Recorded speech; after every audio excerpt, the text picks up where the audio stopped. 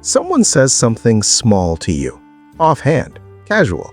They've already forgotten it. You haven't. 3 days later, you're still turning it over in your head, replaying the tone, the exact words, what they might have meant.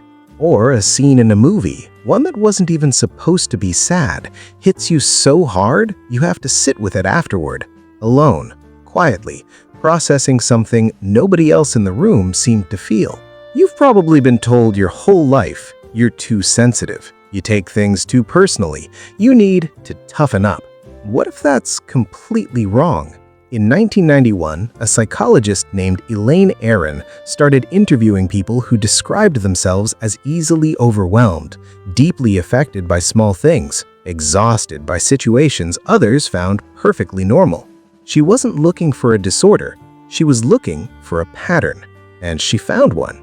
About 1 in 5, not 1 in 100, not 1 in 1,000, 1 in 5 carry what she named sensory processing sensitivity. Their nervous system doesn't filter information the way most people's does.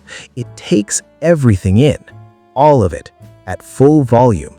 This isn't a diagnosis. It's not on any medical form. It's a trait, like being left-handed. It's been found in fruit flies, fish, birds, primates, across more than 100 species. Whatever this is, it's old.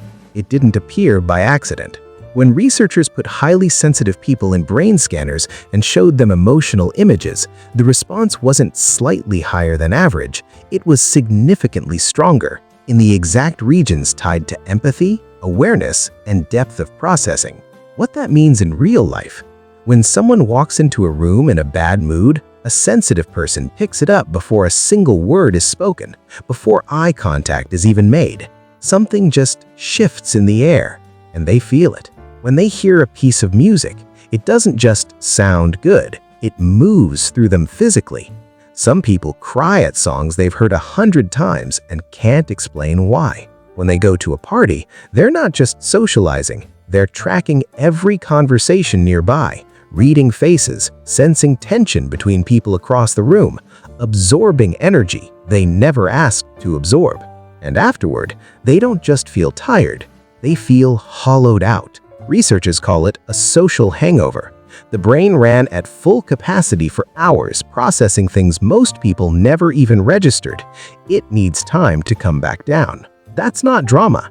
That's neuroscience. Here's where it actually gets painful. The world wasn't built for this kind of nervous system. Offices with no walls and constant noise, phones that interrupt every 11 minutes, social media delivering an unfiltered stream of other people's pain and anger directly into your hands. For most people, manageable. For a highly sensitive person, genuinely exhausting every single day. And then there's criticism. When someone criticizes a sensitive person, they don't hear the words and move on. They process the tone, the implication, what it might say about how that person really sees them, whether it's true, whether they've always been like this, all of that, in seconds, automatically. So they learned early to go quiet, to stop reacting visibly, to appear fine. And somewhere along the way, many of them started believing that the goal was to feel less, to shrink the sensitivity down until it stopped causing problems. That's not how it works.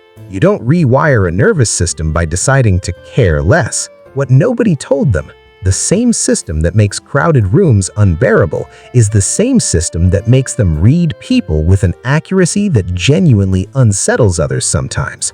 They catch the lie before it's finished. They notice the shift in someone's energy 3 days before that person admits something is wrong. They see the detail everyone skipped over, the one that actually mattered. In research, highly sensitive people consistently score higher in creative thinking, depth of insight, and intuitive judgment, not because sensitivity is a superpower in some vague sense, but because a nervous system running at that depth picks up data that other nervous systems simply don't collect. The cost is real. The overwhelm is real. The exhaustion after social situations is real. But so is the other side of it. The sensitivity that makes a sunset feel like it's breaking your chest open. The ability to sit with someone in their worst moment and actually feel what they feel, not perform it. Feel it. That's rare. Most people can't do that. If you've spent years trying to dial yourself down, trying to respond less, feel less, let things go faster, and it never quite worked, it's not because you're failing at something. It's because you were trying to fix something that was never broken. The question was never how to feel less. It was always, how do I stop being ashamed of how much I feel?